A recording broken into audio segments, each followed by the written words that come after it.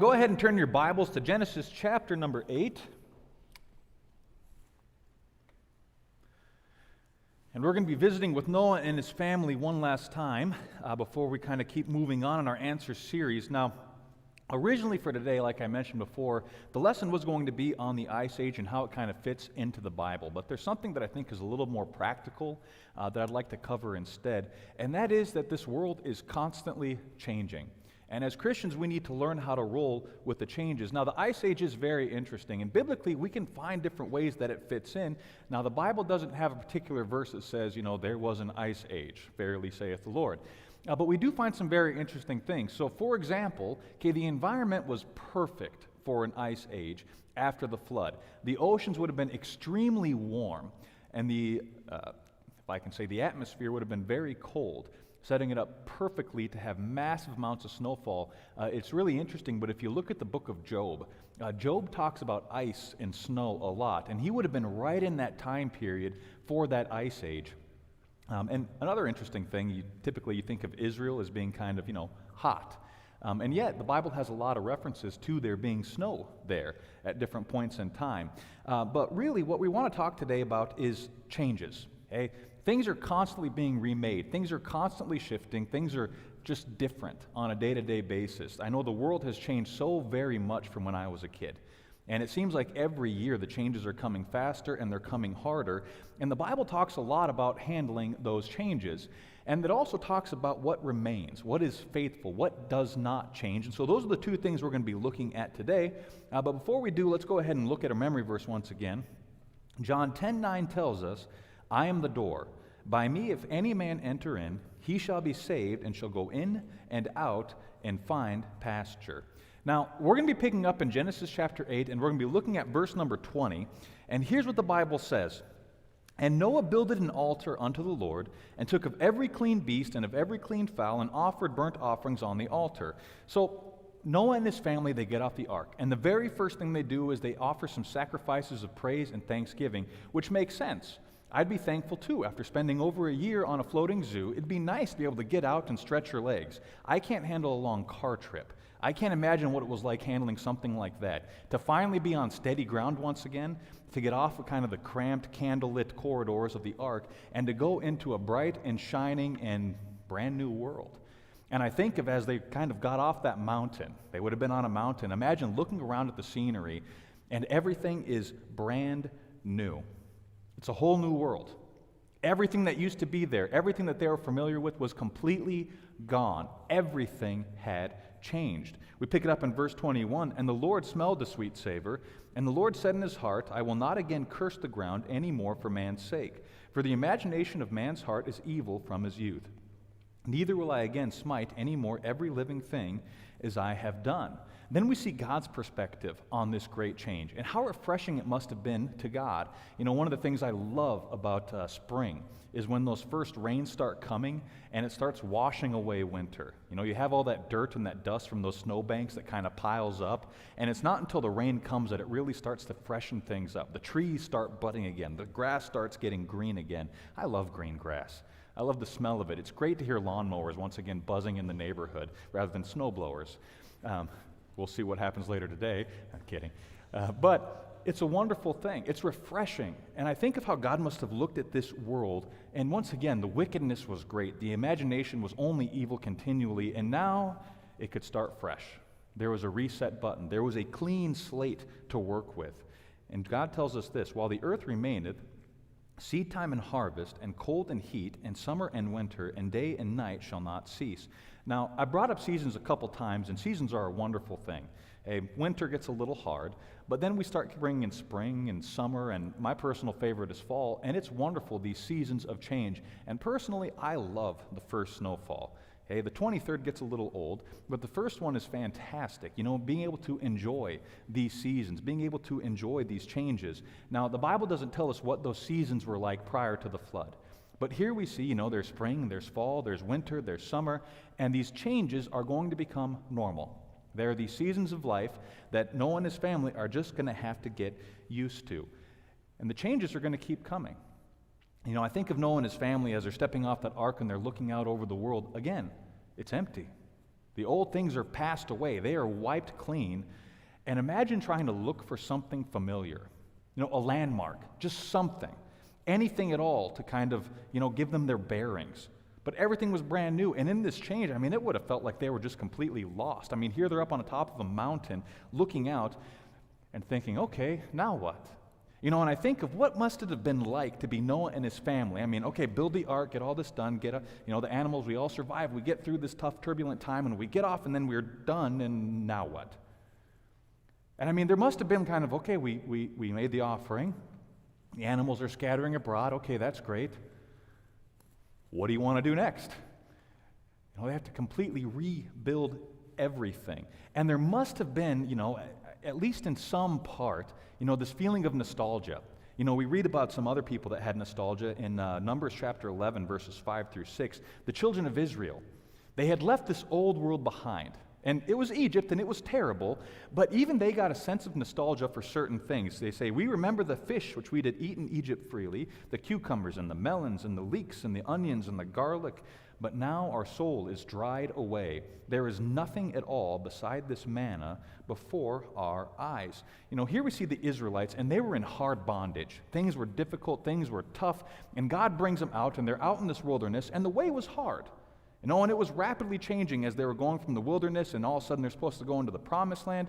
And so, if I can put it this way, they were dealing with a lot, but they started looking back, and they started longing after the old things. There was this sense of nostalgia that kept them from enjoying what God had given to them. Even that manna. I would have loved to have tasted manna. It's one of those things I'm really curious about when we get to heaven. Like, can I try some? I see the description in it, and I don't really see any other food. I'm a foodie. I go to different places. I like to try their food. And I get to heaven. I want to try heaven's food. That's manna. And here they got to live off of that. They got to subsist on heaven's food, but they didn't enjoy it.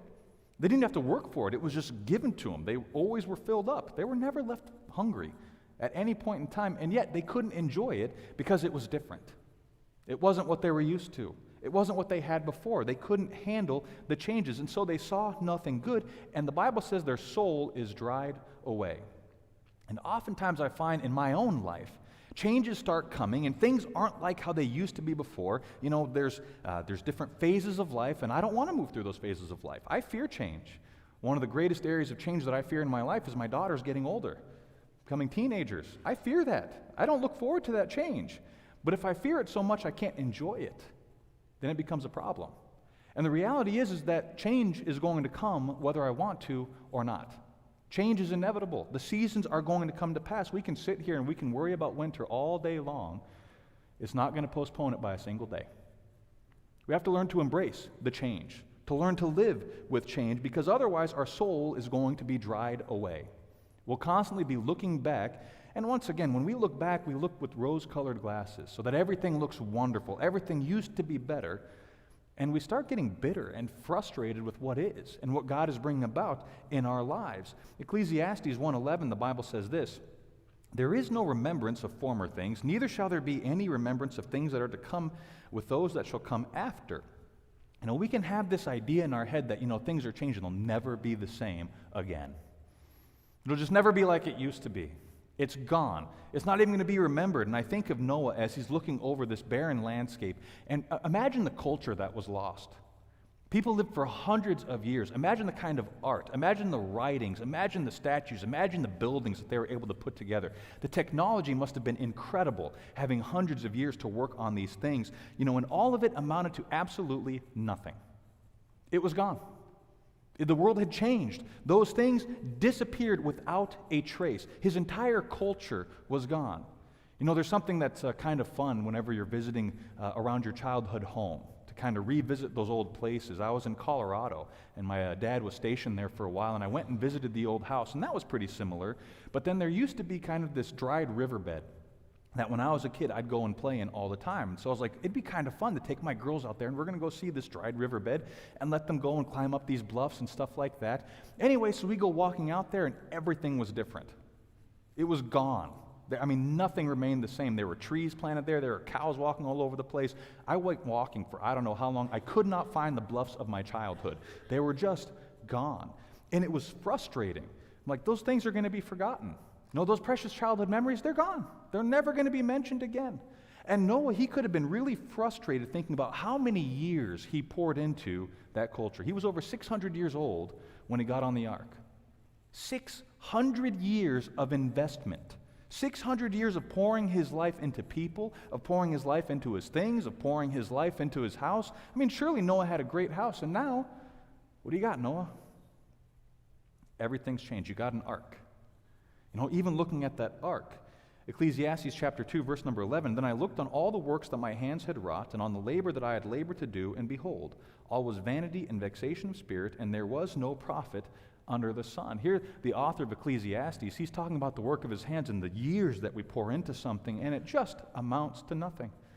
Now, hold on before you get depressed, and we're driving towards a point, but understand there are some things that we can pour and pour and pour and pour ourselves into, and in the end, they amount to nothing. I remember there was a guy in high school, and we were talking, and he was talking about one of his favorite video games, and he talked about how he had poured over 200 hours into it. And I thought to myself, what a phenomenal waste of time. It's gone. And he was telling me this thing like it was a very impressive achievement, like, did you know I put 200 hours? I'm pretty much the best at this video game. Nobody cares. Nobody cares. It's gone. It's just, it's burnt. It's time gone. And we look at this world, and I'm going to be honest, most of the things that we put all of our time into, they're just gone. Even while I was driving into church, I was listening to a sermon, and the illustration was given of going into a hotel room for 2 days, and you check in, and then during those 2 days, you just remodel everything. You change out the carpet, you paint, you get in new furniture, and you're just staying there for 2 days, and you're willing to pay for it all, and you invest everything into completely remodeling this hotel room, knowing that you're going to check out. I say that's vanity. That's vexation of spirit.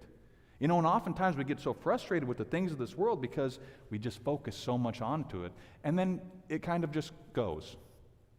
And everything in this world, eventually it just starts falling apart, and it can get frustrating when you see those changes come. I think of what Noah must have been thinking about as he's standing up on that mountain looking over, and everything that he had ever worked was gone. He spent years of his life building that boat, and its purpose had been fulfilled. He spent years of his life trying to minister to people, to reach out to people, and yet there were only 8 souls saved by that boat. And he could have been looking back at it and been frustrated. What was it all for?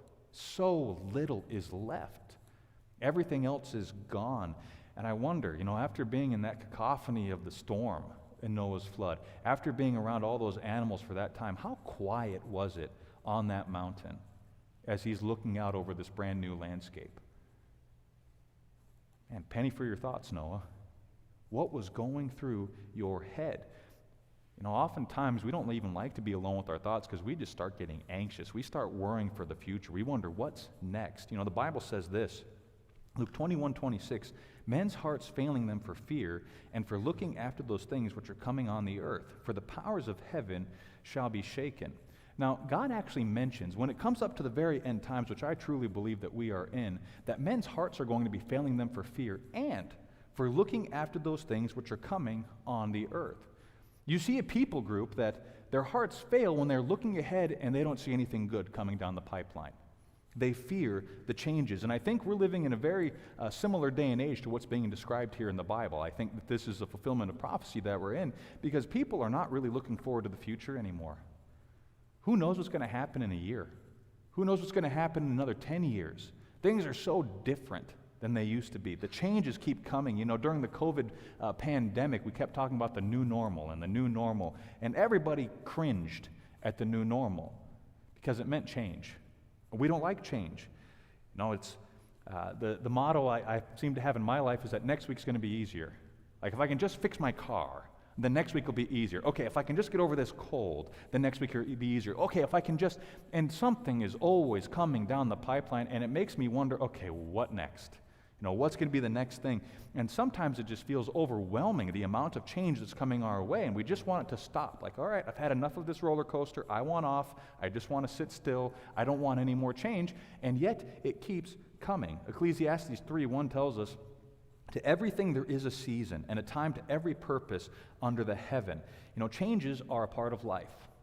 And it's one of the very first things that God prepared Noah for as he got off the ark. Get used to change. The seasons, they're going to come. They're going to keep on shifting. They're going to keep on changing. And we as Christians need to learn to adapt to ever-changing circumstances in our life. There's going to be highs and lows. There's going to be good days and bad days. And very, very rarely do we know which is coming next. I don't know if I'm going up or if I'm going down. I don't know what's going to happen next. I have no idea what's going to happen next week. Today's a great day, but man, there are 24 hours in a day. And sometimes it seems like too much time. Now, today is starting off good, but we don't know. And sometimes we can get frustrated. I know there have been seasons in my life where it feels like I just cannot handle any more right now. Like I just need some consistency in some area in my life. But there is a purpose towards that change. And that's something that we need to keep in mind, is that when these changes are coming, that it is God who ultimately allows them. We need an anchor of the soul, and that's who He is. But understand that there's a time to be born, a time to die, a time to plant, a time to pluck up that which is planted, a time to kill, a time to heal, a time to break down, and a time to build up. We live in a world of change, and our conditions swing back and forth on this pendulum called time. It ebbs and it flows. And sometimes we can feel seasick as we journey towards Jordan's banks until finally we get to heaven where there is no change. But we have to learn to be even-keeled throughout these changes, because otherwise we're going to get sick and tired of it. We're going to be discouraged, we're going to be depressed, we're going to be anxious, we're going to be fearful. The reality is, again, there's a time to weep, a time to laugh, a time to mourn, and a time to dance, a time to cast away stones, and a time to gather stones together, a time to embrace, and a time to refrain from embracing. There's going to be times of great joy, there's going to be times of great sorrow, where somberness is appropriate, and then there's going to be another time where silliness is appropriate, and these changes come. We need to learn to embrace that change. We need to enjoy where we are, but also keep an eye towards the future, understanding that things are going to change. And oftentimes when we hear change coming down the tracks, we get scared. We get anxious. But the reality is that there is always something coming down the tracks. We ought to keep an eye on it, but also enjoy where we are. My little girls, each of them, they always talk about, I can't wait till I'm 4. I can't wait till I'm 9. I can't wait until I'm 7. I can't wait until... And they look forward to these changes, and that's a good thing, but also just enjoy where you are. Like, man, to be 8 again. That sounds great. To be 3. This morning we had popcorn for breakfast. That is fantastic. Don't have to worry about the calories, don't have to worry about that, and it just sounds good. But really, there's many times we look back on our life and the seasons that we're currently in, and I'm one day, should the Lord tarry, going to look back at the season that I'm in and think, man, wouldn't it be great to have a 1-year-old again? Be able to rock my baby to sleep and give her a bottle once more? That sounds awesome. I wish I could just teach my girls to ride a bicycle again. I wish they would just ask me to take them to the park, but now they're going to college, now they're getting married, now all these other things are happening. But there are things to embrace in that time period as well. Enjoy where you are. Hey, but also keep an eye towards knowing that it's not going to stay that way. The change is going to come. There's a time to get and a time to lose, a time to keep and a time to cast away, a time to rend and a time to sow, a time to keep silence and a time to speak, a time to love and a time to hate, a time of war and a time of peace. The reality is, and God makes it very, very clear, changes are coming. They're always coming. And something that I think I'd like to stress just a little bit before we move on, understand that people are going through different changes than you. And so if someone's having a hard time, hey, just be kind, be patient, be understanding. Not everybody's on the same wavelength as us. Just because I'm having a great day and someone's having a bad day doesn't mean that, oh, what's their problem? Because I'm going to have bad days too. And I don't need someone telling me, what's your issue? What's your major malfunction? What I need is an encouraging word. While I'm up, I should be trying to take as many up with me as I can. And when I'm down, I should be understanding not everybody else has to be dragged down with me. Sometimes we're having a bad day, and man, we love to share that. It feels like someone that's drowning. When someone's drowning, hey, sometimes the very best thing you can do is wait until they pass out before you grab hold of them, because they're going to drag you down with you. Hey, if someone's throwing a hissy fit, sometimes the very best thing you can do is just, okay, I'll wait until you're done, because otherwise you're just going to drag me down with. But something that we need to understand is that not everybody's on the same wavelength as us. Be patient with people. Understand that they may be going through a different season of life than us, and be kind to them. Be understanding toward them. The Bible says in 1 Corinthians 10:13, "There hath no temptation taken you, but such as is common to man. But God is faithful, who will not suffer you to be tempted above that ye are able, but will with the temptation also make a way to escape, that ye may be able to bear it." God never sends a change our way that we cannot bear. He never sends a wave that is going to completely submerge us and crash us and make us shipwreck. That's not who God is. That's not what God does. He knows what is best, and He is bringing those changes into our life for a reason. And I think one of those reasons is so that we don't stagnate. If water isn't moving, it gets stagnant. It starts rotting. It starts to stink. It gets filthy. Life can't take place in stagnant, still water, and we're certainly not going to get our life from it. I've never looked at, the ditch behind my house and think, man, I'm thirsty. It's disgusting. It's stagnant. There's no flow. There's no movement. There's no change. And God brings those changes in our life so that we don't stagnate, so that we can grow, so that we can move forward. There's no moving forward without waves. We need to move forward. And God brings those changes into our lives for a purpose, for a reason, for which cause we faint not, but though our outward man perish, yet the inward man is renewed day by day. For our light affliction, which is but for a moment, worketh for us a far more exceeding and eternal weight of glory. It's because of this anchor that Jesus Christ will not allow us to be tempted above that we are able, that we can continue. Yes, we struggle with change, and we all do. And there's some areas that maybe I'd say, oh, change is great, that's wonderful, I love this kind of change. Then there are other areas of change I don't want. I don't want those changes. I don't want anything to be different. But we need the struggle. There has to be areas in my life where I struggle because that's where the growth takes place. If there's no struggle, there's no growth. When I'm teaching my little girls to ride their bikes, they have to learn to struggle with it. If I just hold on to the handlebars and I just pull them around and I don't make them push the pedals, I don't make them try and find their balance, I don't make them struggle, they'll never learn how to ride. They have to struggle with it. I have to let them just, struggle. Now, I'm not going to let them fall over and, bash their face on the concrete. No, absolutely not.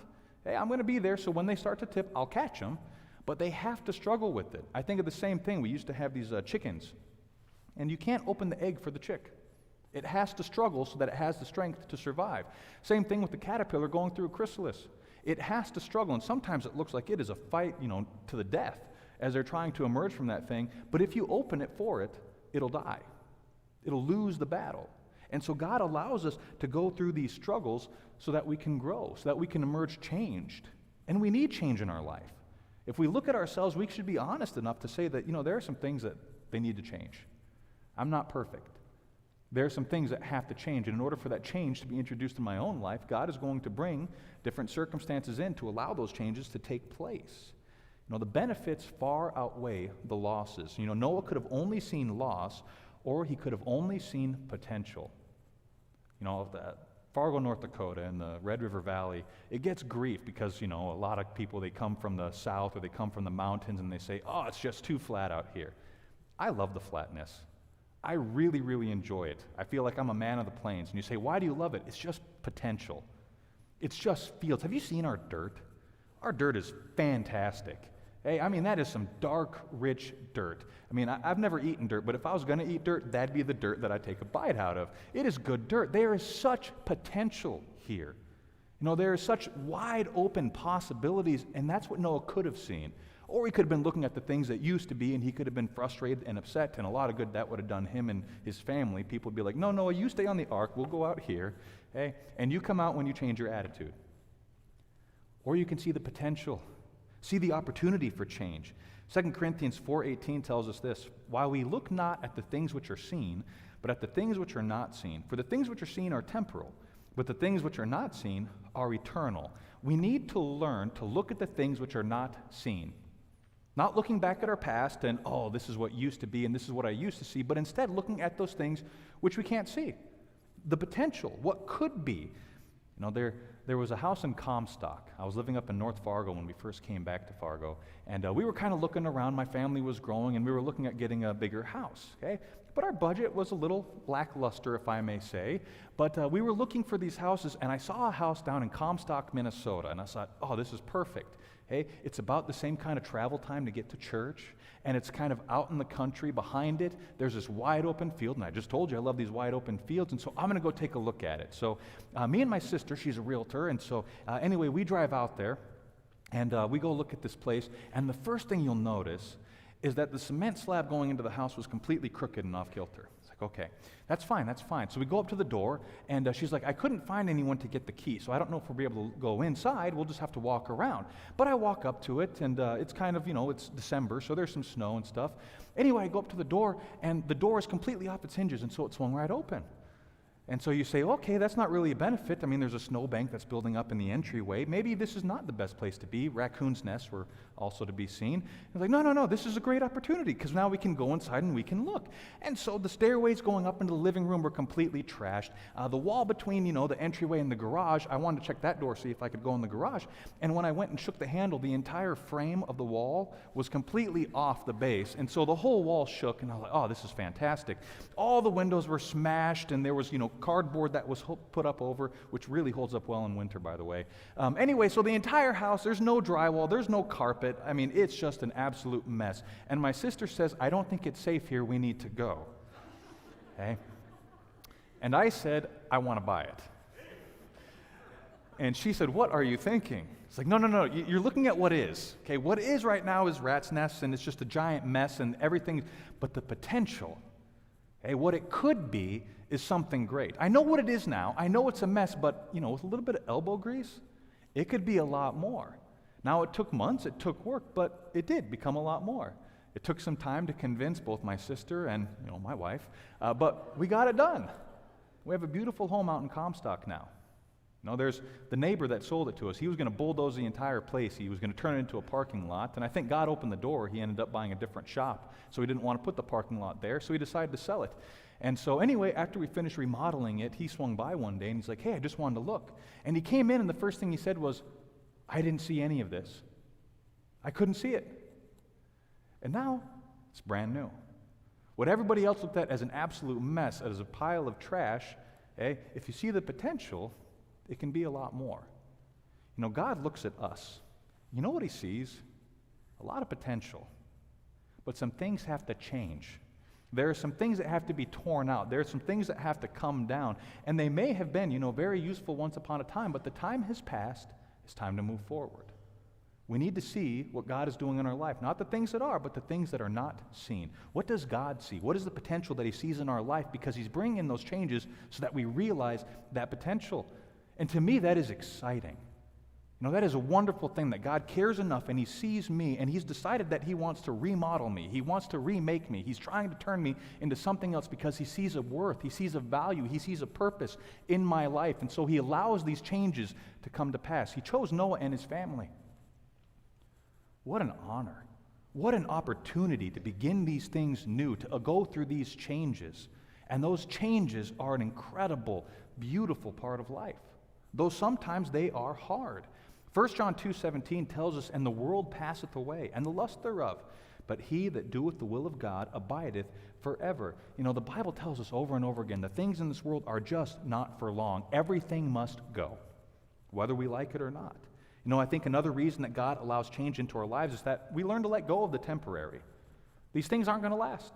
We need to learn to let go and not cling so hard to the things of this world, but, sometimes we got to put away childish things. I have a bear, a stuffed bear. It was the very first bear that my parents ever gave me, and of course it got saved through the years, and now it's this heirloom, and I hand it to my daughters. I have to let it go. It'd be kind of weird if I still held on to that teddy bear every night. Change needed to take place. There was some maturing. I need to let things go. And in our lives, there are certain things we just need to learn to let go. And if we're frustrated over all of life's losses, we're not looking at eternity, we're looking at the temporary. We're looking at the temporal. We're looking at the carnal if we're frustrated over the things of this world. And it makes us no different than Israel when we're, wondering over the leeks and the garlics. What's the difference between us when we're, I can't believe this is happening, I can't believe this is changing. We know what direction we're going. We know the ultimate change that must take place. God is bringing those changes. Lamentations chapter 3, verses 23 through 24 tells us this. Remembering mine affliction and my misery, the wormwood and the gall, my soul hath them still in remembrance and is humbled in me. This I recall to mind, therefore I have hope. I think that's a very interesting passage. Here's the writer of the Lamentations, and he's remembering all of his past afflictions, all the past suffering, all the past things that have happened, okay, and he remembers them, he is humbled, and he has hope in remembering these things. Some of life's changes are extremely difficult. They're hard, the things that people go through. And some of you have gone through things that I will never go through. You've gone through changes that I can't imagine. I can't begin to describe. I can't even begin to relate with some of the things that some of you have gone through. But as deep as those wounds are, you know what the wondrous thing is? You survived. God brought you through. He did it. Even something like that, God is more than capable of bringing a person through, to bringing change in life, to heal even those scars, though it may be slowly over time. And it gives us hope. Things aren't as bad as they used to be. They've gotten better, and God can continue to make them better. And so even in our affliction, even in the worst moments of our life, those moments have passed. Things are changing, and we can look forward to the change, remembering what God has already brought us through. And if we can survive that, what can we not survive? If God can bring us through that, what is going to overwhelm us? And we see the majesty and we see the power of God. It is of the Lord's mercies that we are not consumed, because his compassions fail not. They are new every morning. Great is thy faithfulness. The Lord is my portion, saith my soul. Therefore will I hope in him. The Lord is our portion. This world is not our portion. This world passes away. It's going to be gone. The things in this world, they pass away. They're going to change. The Bible tells us very, very simply, it's going to that's not our portion. It's not ours. We're pilgrims. We are strangers in this world. Here's the thing with the pilgrim. They're wandering. Things are changing. The environment's changing. The places are changing. The people are changing. Everything is changing except for one thing. We have one portion that does not change, who renews us daily, who gives us compassion so that we are not consumed. And the one thing that doesn't change in the Christian's life is our Father. We have hope, not looking at the things of the world that are constantly shifting, but on Jesus Christ, our anchor, the rock that does not move, the foundation. Isaiah 43:18-19, the Bible says, "Remember ye not the former things, neither consider the things of old. Behold, I do a new thing. Now it shall spring forth. Shall ye not know it? I will even make a way in the wilderness and rivers in the desert." We need to learn to let go of the past. Time moves in one direction. We can't go back. God did not make us to travel back in time. He made us to move forward in one direction in time. And so guess what his intention is when it comes to our past? It's to move forward. We see it in his creation. You know, there's two different ways that we can handle the past. Okay, and not in a positive way. Now, we should learn from it. There are lessons to be learned, but, Paul writes, he said, forgetting those things which are behind. Whether they be good, whether they be bad, we need to let them go. Living in the past tends to two directions, and both are equally pathetic. First, we can have bitterness, and we can be in bondage to that bitterness. We can just kind of pick at the scab so that it never heals. As the great physician tries to give us ointment, we can say no, and we can fret, and we can worry, and we can pick over our past, and we can just never let it heal, and we can never move forward and just constantly be in pain. That's not good. Likewise, we could also look back with nostalgia, just getting lost in that nostalgia, thinking back on the wonder years and how much better things used to be. But what that happens is it makes us frustrated. It makes us filled with regret. It makes us dissatisfied with where we are and what God is trying to do. And we're not looking forward. We're not looking in hope. Hope is not backwards. Hope is forward. We're supposed to live in hope. We're supposed to live by faith. Faith is not backwards. There's no backwards faith. Faith is in forward. How can we live the Christian life without being filled with hope, without being filled with faith? And the answer is we can't. We need to move forward. We need to embrace the change. Psalms chapter 102, verses 25-26 says, "Of old hast thou laid the foundations of the earth, and the heavens are the work of thy hands. They shall perish, but thou shalt endure. Yea, all of them shall wax old like a garment. As a vesture thou shalt change them, and they shall be changed." This world is getting old. I don't know if it's just me or if you've noticed it, but it's getting old. I'm tired of turning on the news and seeing what's going on. It's getting old. Perversion is celebrated. Wickedness is absolutely everywhere. What's safe anymore? What's safe? Politics, not so much. The news, not so much. Entertainment, heaven help us. No. What's safe? It's just terrible. Everywhere we look, we just see perverseness, we see wickedness, we see unrighteousness, and it's being celebrated, it's being glorified. It's getting old. It's time for a change. It's time for a change. These things need to be put away. They need to be changed. They're waxing old like a garment. And I'm thinking, I look at this present world, and it's pretty threadbare. It's time to go. It's time to change. But thou art the same, and thy years shall have no end. God doesn't change, and that is a wonderful truth. Noah was given everything he needed to survive the flood by God. He was protected during the flood by God. He was given a new world by God, and he could move forward in faith by God. Didn't matter what the world was doing. The world was passing away. He knew it, but he had God, and therefore he had everything that he needed. When life is throwing you a curveball, this is a good verse to have in mind. Okay? Thy years shall have no end. We're going to a place that doesn't change. But he is going to change. Revelation 21:5, this world. And he that sat upon the throne said, Behold, I make all things new. And he said unto me, Write, for these words are true and faithful. Now, I'm going to have to pass on some things for the sake of time, but I want to show you the rainbow. And God spake unto Noah and to his sons with him, saying, behold, I establish my covenant with you and with your seed after you. Now, here is Noah and his family. They're getting off the ark, and everything is different. Everything is changed, and it'd be overwhelming. Okay? Even with spring cleaning, I get overwhelmed with all the different things I have to get done. I can't imagine what Noah and his family were thinking as they're looking out and they're saying, okay, this is everything that we have to do, and it's overwhelmed. I want you to imagine, okay, that was the very first rain, right? Is when Noah and his family came. Imagine every other rainstorm that started coming. What kind of fear would be brought into their heart, like, oh no, it's happening again? Hey, every time they heard thunder in the distance, okay, I would have a panic attack after that. Okay, we're talking PTSD.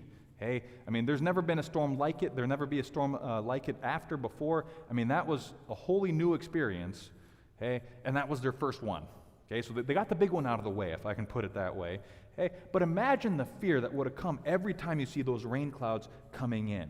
God knew their heart, and he provided something so that they knew and they wouldn't be overwhelmed when they saw more changes incoming.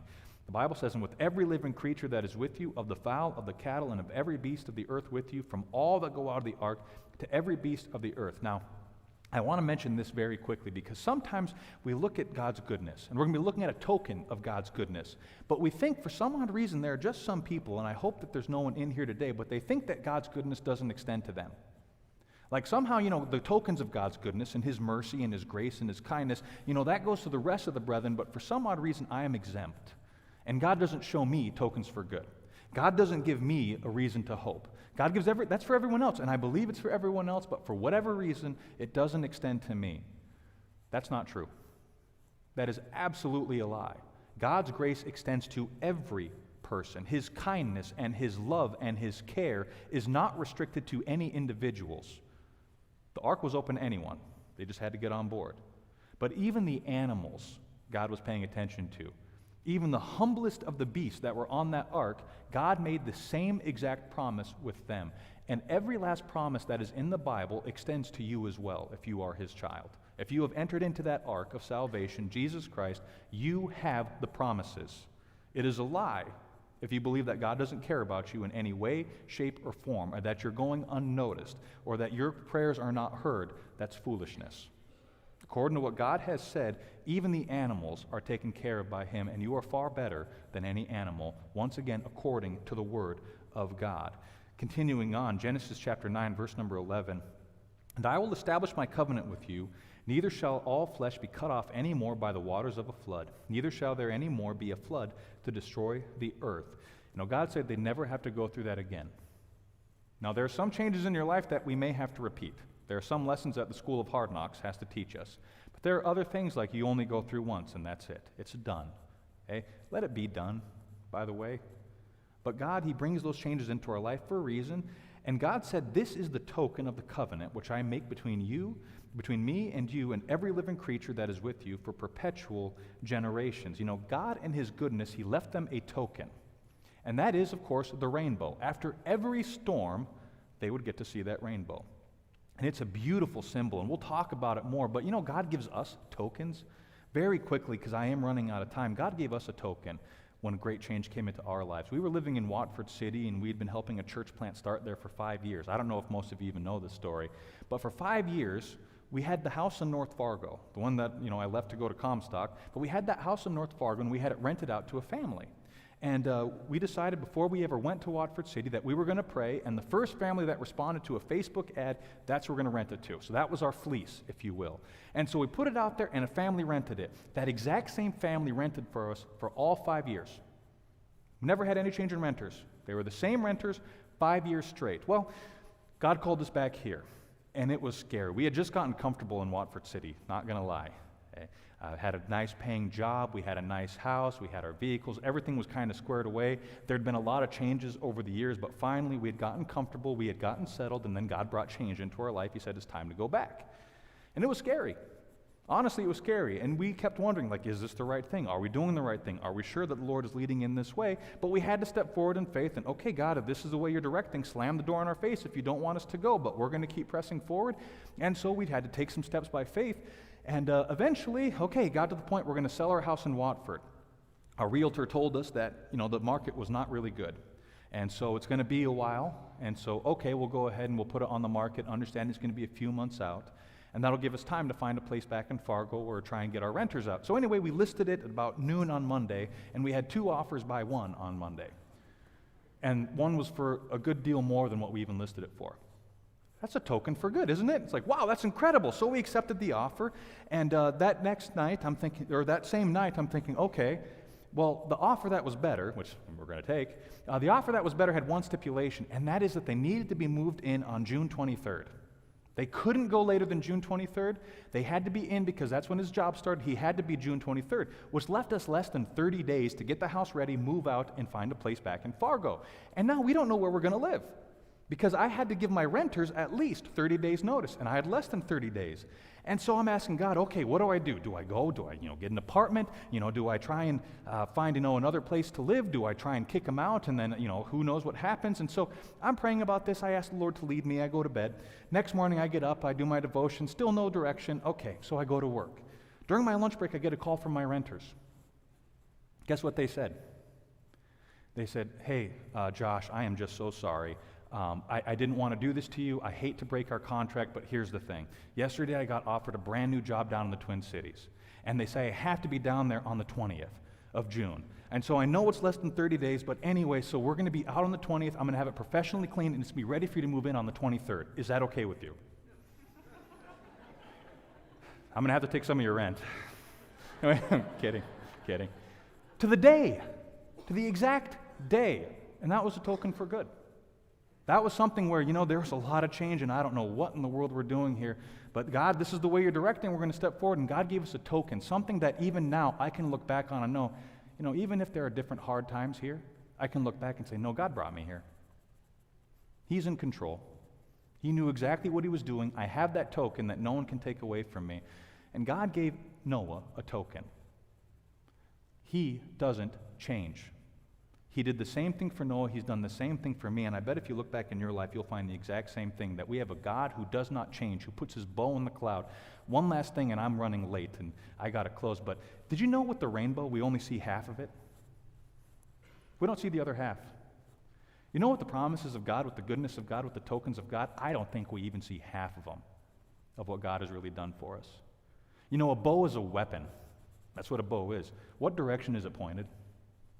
It's not at us. And there's no arrows. I think the rainbow is absolutely beautiful. It is the perfect expression of God's faithfulness.